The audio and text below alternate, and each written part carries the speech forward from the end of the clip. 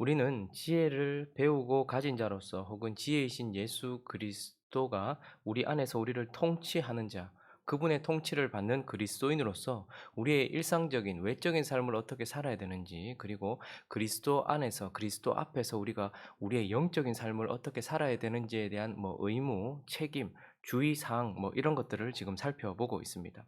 어제 말씀을 통해서는 우리의 일상적이고 외적인 삶 속에서 보증을 서지 말라라고 말씀하셨고, 우리의 몸, 우리의 육체를 게으르게 하지 말라라는 말씀을 주셨습니다. 그래서 우리는 지혜를 배운 자로서 혹은 지혜를 가진 자로서 이러한 일상적인 삶을 삶과 동시에 지혜이신 그리스도 앞에서 살면서 보증을 서지 않는 삶을 통해서 우리는요, 하나님처럼 되려고 하지 않는 삶, 자기를 높이지 않는 삶을 살아야 된다라고 말씀을 나누었습니다.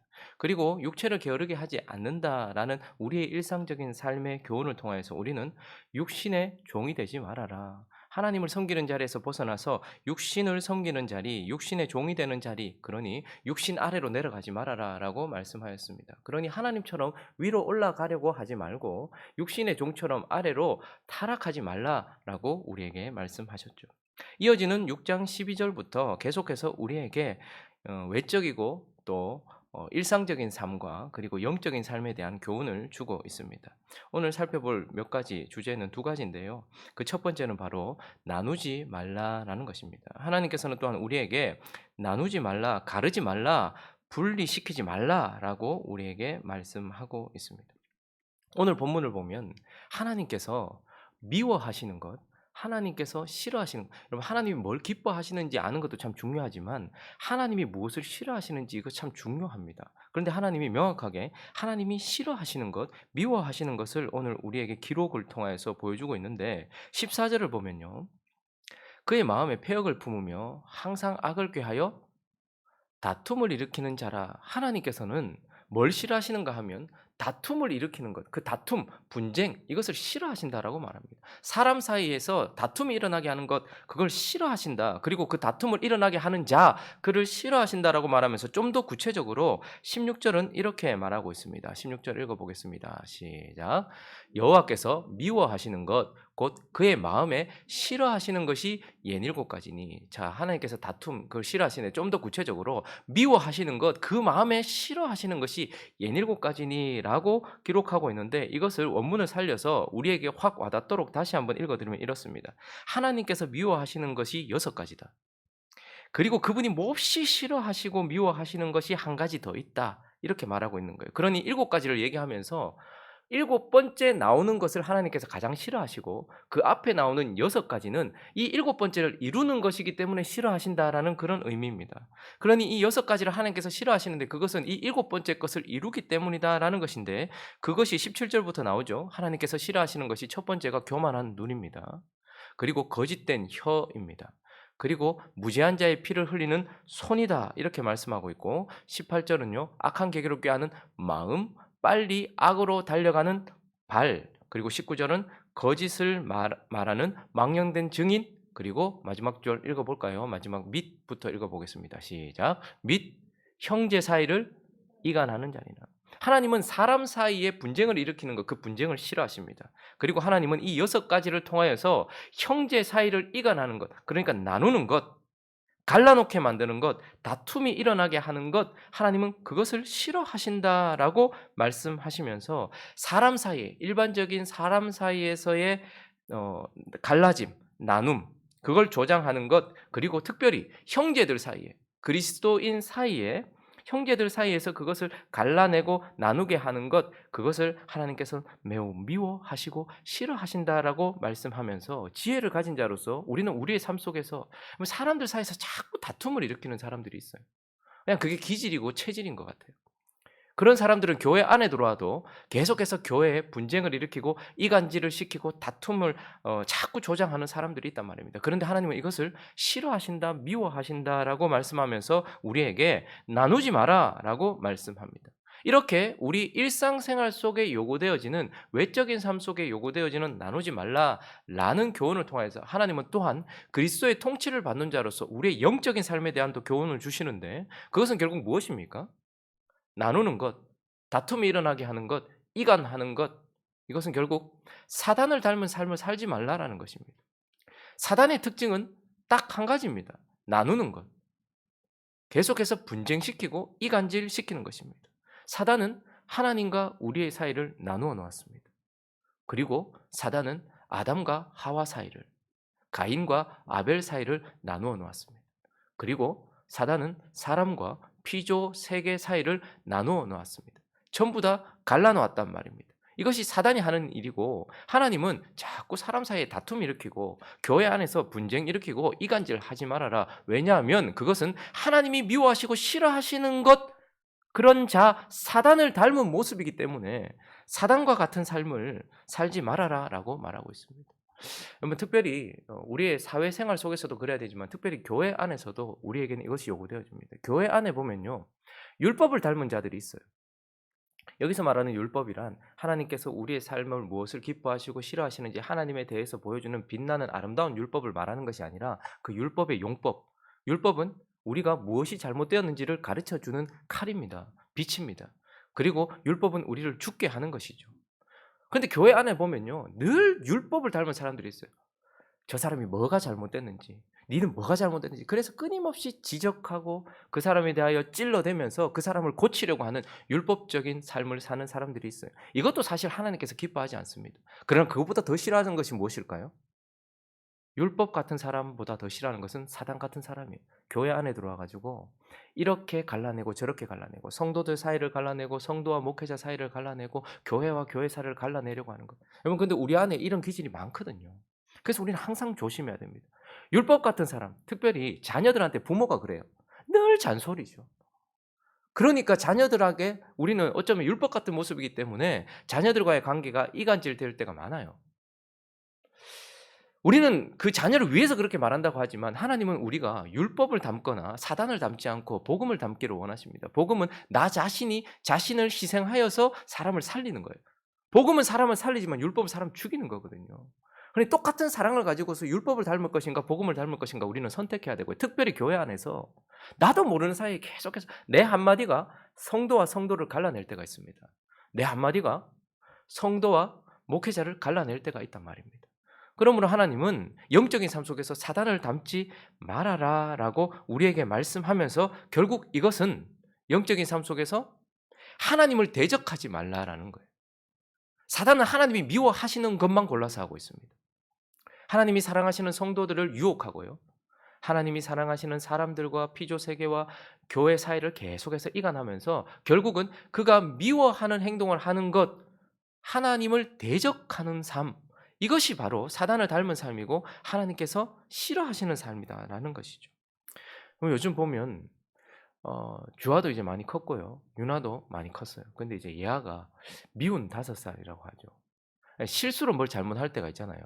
그리고 뭘 이렇게 몰라서 그럴 때가 있잖아요. 그거는 웃으면서 넘길 수 있는데 요즘 보면 대놓고 이제 아빠가 하지 마라고 한 걸 하면서, 그래서 아빠가 화난 얼굴을 딱 보면 자기도 이렇게 눈치를 보면서도 그 자리를 떠나지 않아요. 여러분, 이건 실수가 아니고 대적입니다. 아빠 앞에 서서 뭐 어떻게 될까요? 아빠도 그냥 물러서지 않습니다. 어제도 기분 안 좋게 둘이가 잠들었어요. 저도 기분 안 좋고 얘도 기분 안 좋고, 하지 말라 약속했던 것을 하지 않으니까 어떻게 될까요? 아빠의 얼굴 달라지는 거예요. 자기도 기분 안 좋게 자는 거죠. 오늘 아침에 풀어줘야 되겠지만 아버지를 대적하는 것, 하나님을 대적하는 것, 이건 사단이 하는 행동입니다. 그래서 하나님은 우리에게 나누지 말라라는 일상적인 삶 속의 교훈을 통하여서 사단처럼 하나님을 대적하는 삶을 살지 말라고 우리에게 말씀하고 있는 것입니다. 그리고 오늘 본문 두 번째 우리가 살펴볼 교훈은 연합하지 말라, 합하지 말라라고 또한 우리에게 말씀하고 있어요. 첫 번째는 가르지 말라, 나누지 말라라고 말씀하셨다면 정반대가 되는 교훈을 우리에게 주고 있는데, 연합하지 말라, 합하지 말라라고 말하고 있어요. 오늘 첫 번째 우리가 살펴봤던 본문을 통해서 하나님이 싫어하시는 것을 살펴보았다면, 두 번째 우리 인생 가운데 아주 위험한 것에 대해서 본문이 또 말해주고 있는데 27절과 28절을 보시면요, 사람이 불을 품어요. 그리고 28절에 보니까 사람이 숯불 위를 밟고 있어요. 여러분, 불을 품고 있고 불 위에 서 있으면 옷이 타고 옷만 탑니까? 내 겉만 탑니까? 그의 발이 되지 않겠느냐? 나의 겉과 나의 속 전부를 태우는 위험한 것, 인생을 위험하게 만드는 것에 대해 말하고 있는데 그것이 뭡니까? 29절에 보니까요. 남의 아내와 통간하는 자. 약속을 깨뜨리고 나의 배우자 이외에 다른 대상과 연합하는 것, 하나가 되는 것, 그것. 그리고 32절도 동일하게 말하고 있는데요. 32절도 보니까 여인과 간음하는 자, 약속 없이 문란하게 어떤 대상과 연합하는 것. 하나님은 그래서 합하지 말라라고 말해요. 하나님은 사랑하라고 말하고 품으라고 말하고 연합하라고 말하고 하나가 되라고 말해요. 그러나 딱 한 가지 이것 하지 말라라고 하시는, 합하지 말라, 연합하지 말라라고 하시는 것이 있습니다. 그것은 바로 약속을 깨고서 다른 배우자와 다른 대상과 약속 없이 문란하게 성적으로 하나가 되는 것, 이거 하지 말라라고 우리에게 말씀하면서 이것이 얼마나 위험한 것인지, 이것이 얼마나 위험한 것인지 우리에게 말씀해 주고 있어요. 왜 하나님께서는 이렇게 하지 말라라고 말씀하십니까? 32절이 그것을 설명해 주는데 32절을 다시 한번 읽어 볼까요? 읽어 봅니다. 시작. 여인과 간음하는 자는 무지한 자라. 이것을 행하는 자는 자기의 영혼을 망하게 함. 여기 저기서 무지한 자라 이렇게 젠틀하게 표현했지만 사실 미친 짓이다 이런 뜻입니다. 왜냐하면 이것을 행하는 자는 뭐 한다고요? 자기의 영혼을 망하게 한다. 여기서 망하게 하다라는 단어는 단순히 그냥 뭐 이렇게 망한다 이런 뜻이 아니라 부패하게 하다, 더럽히다 이런 뜻입니다. 여러분 우리가 간음을 행할 때에 행음할 때에 우리의 몸도 사실 더러워져요. 그러나 그것은 뭐 좋은 비누로 씻으면 됩니다. 우리의 몸은 어떻게 보면 씻을 수 있어요. 그러나 이렇게 연합할 때에 하나님은 우리도 모르는 사이에 우리 인식하지 못하는 사이에 우리의 영혼이 부패되고 더러워진다라고 말하고 있어요. 몸은 물로 씻으면 되고 비누로 씻으면 되고 하지만 영혼이 부패되면 어떻게 해야 됩니까? 오직 그리스도의 피 이외에는 영혼을 씻을 수 있는 게 없단 말입니다. 그런데 자꾸 연합함으로써 자신의 영혼을 더럽히고 부패하는 것이기 때문에 하나님은 이거 하지 말라라고 말씀하십니다. 그리고 33절에 보면요. 또한 내 영혼을 부패시키지만 이 연합은 상함과 능욕을 받고 부끄러움을 씻을 수 없게 된대요. 상함은 내가 행하는 것에 대한 보응, 뭐 형벌이겠죠. 능욕은 수치 이런 것들일 것입니다. 여러분 30절에 보시면 도둑이 만일 줄일 때 배가 고파 가지고 뭘 훔쳐요. 그럼 이거는 그래도 사람이 멸시하진 않는다. 이해는 할 것이다. 라고 말하지만 31절은 그렇지만 들키면 7배를 갚아야 되고 자기 집에 있는 것을 다 내줘야 된다. 그러니 범죄하면 그게 이해가 되든 긍휼히 여김을 받을 수 있는 뭐 그런 것이라도 반드시 보응을 받게 된다라고 말해요. 그런데 간음이라는 것은 하나님께서 이해하시지도 않고 사람들도 이해하지 않는 누구도 긍휼히 여기지 않는 일로서 반드시 상함과 능욕을 받게 되는 큰 벌을 받게 되는 형벌을 받게 되는 일이기 때문이다라고 말씀하시면서 정말 이유는 무엇인가? 이 행음하는 것, 연합하는 것에 대하여 하나님께서 강하게 금지시키는 이유는 34절과 35절입니다. 시작. 남편이 투기로 분노하여 원수 갚는 날에 용서하지 아니하고 어떤 보상도 받지 아니하며 많은 선물을 줄지라도 듣지 아니하리라. 내가 행음할 때에 내가 다른 대상과 다른 배우자와 연합할 때에 남편이 분노해서 이것은 어떤 선물로도 어떤 것으로도 보상받지 않고 끝까지 분노하여 원수로 생각하게 된다는 거예요. 그러니까 자기 배우자와 자기를 품어주고 자기에게 전부였던 그런 사람과 어떻게 되는 거예요? 관계 단절. 그리고 관계만 단절됩니까? 원수가 되어진다라고 말해요. 하나님께서 자신의 신부된 이스라엘이 행음했던 대상이었던 애굽, 바벨론을 박살내셨습니다. 용서하지 않으셨어요. 그리고요. 그들과 행음했던 이스라엘 백성에 대해서도 하나님이 그 당시에 회개하지 않을 때는 원수로 생각하셨어요. 그래서 우리가 연합하지 말아라, 합하지 말라. 왜냐하면 너의 영혼이 부패되고 너의 삶 속에 형벌이 끊어지지 않을 것이지만 무엇보다도 하나님, 너의 배우자, 하나님과의 단절만 되는 것이 아니라 하나님이 원수로 생각한다는 거예요. 그래서 그러한 삶을 살지 말라, 연합하지 말라라고 우리에게 말씀하는 것입니다. 그러면 단순히 우리가 간음하고 행음하는 것, 마음으로 행음하고 그리고 실제로 삶에 옮겨서 우리가 음란한 삶을 사는 것, 이것은 우리 영혼을 부패시키고 또 우리의 삶에 형벌을 가져다 주며 우리의 실질적인 배우자와 단절되고 완전히 원수 맺게 되는 것입니다. 누군가가 나에게 한을 품게 되는 행동이다라고 말씀하시고, 이러한 외적인 삶의 요청을 통해서 하나님은 영적인 삶에 대하여 우리에게 교훈하시면서 연합하지 말아라. 왜? 이것은 창기를 닮은 모습이기 때문이라는 거예요. 창녀처럼 살지 말라라는 거예요. 하나님 이외에 품어서는 안 되며 하나님이 주시는 것 이외에는 품어서는 안 되는 인생이, 하나님 말고 자꾸 다른 것을 품는 것은 창기와 같다. 우리가 자꾸 분쟁을 시키고 이간질하는 것은 사단을 닮은 모습이고, 우리가 행음하는 것은 창기를 닮은 모습이다. 그러므로 창기를 닮은 모습이 되지 말라라고 말씀하시면서 하나님을 배신하는 삶을 살지 말라는 거예요. 분쟁을 일으키고 이간질하는 것은 사단을 닮은 모습으로서 하나님을 대적하는 것이지만, 우리가 창기의 옷을 입고 창기처럼 사는 것을 하나님을 반역하는 것이고, 하나님을 어떻게 하는 거예요? 하나님께 반역하는 것, 하나님을 배신하는 것, 그분과 원수를 맺는 것이라는 거예요. 이것만큼 위험한 것이 없다라는 것이죠. 그러니 하나님은 연합하지 말라, 합하지 말라는 일상적인 우리 삶의 교훈을 통해서 영적으로 창기가 되지 말고 하나님께 원수가 되지 말아라. 하나님이 우리를 싫어하실 때도 위험해요. 그러나 우리가 행음할 때 하나님과 원수가 된다는 것을 우리는 기억해야 한다라는 것입니다. 말씀을 정리하면서 6장 전체를 한번 정리해 볼 필요가 있습니다. 지혜를 알고 지혜를 배운 자, 지혜를 들은 자, 특별히 지혜가 우리 속에 들어와서 지혜이신 그리스도의 통치를 받고 사는 자, 우리에게 요구되어지는 책임, 의무, 일상적인 삶 속의 주의사항, 이런 것들을 살펴보면 하나님께서 우리에게 보증을 설지 말라라고 말씀하셨습니다. 물질과 관계해서요. 보증을 서지 말자. 그리고요, 우리의 육체, 몸과 관련해서는요, 우리의 몸을 게으르게 하지 말라라고 말씀하고 있죠. 오늘 또한 우리의 관계 속에서는요, 사람들 사이에서, 형제들 사이에서 분쟁, 다툼, 이간질하지 말라라고 말씀하고 있고요. 또한 우리의 성관계 속에서는요, 행음하지 말라라고 말씀하고 있어요. 이것을 통해서 우리가 또 하나 깊이 새게 되는 것은 영적인 요구입니다. 우리의 영적인 삶이 어떠해야 되는가? 보증하지 말라는 것을 통하여서 주인의 옷을 입고서 하나님처럼 되지 말라라는 것입니다.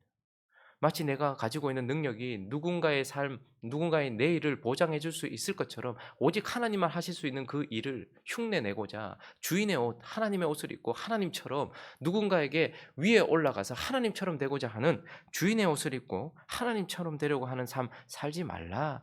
그게 자녀든 그게 이웃이든 그게 누구든 간에 하나님처럼 되려고 하는 주인의 옷을 입지 말라라고 말씀하시는 거예요. 우리의 육체가 게으르지 말라라고 말씀하시면서 주님은 우리에게 또한 육신의 옷을 입고서 종처럼 살지 말라라는 것입니다. 육신이 시키는 대로, 육신이 원하는 대로, 그렇게 마음과 육체가 원하는 대로 살아가는 그런 종 같은 삶을 살지 말라. 하나님의 옷을 훔쳐 입어서도 안 되지만 육신의 옷을 입지도 말라라고 우리에게 말씀하시는 것입니다.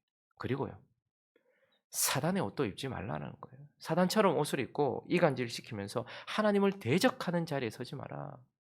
사단의 옷을 입었는지도 모르면서 하나님을 대적하는 그러한 삶을 살지 말라라고 말씀하시고, 마지막은요, 창기의 옷을 입고서 하나님을 반역하여 원수처럼 살지 말라.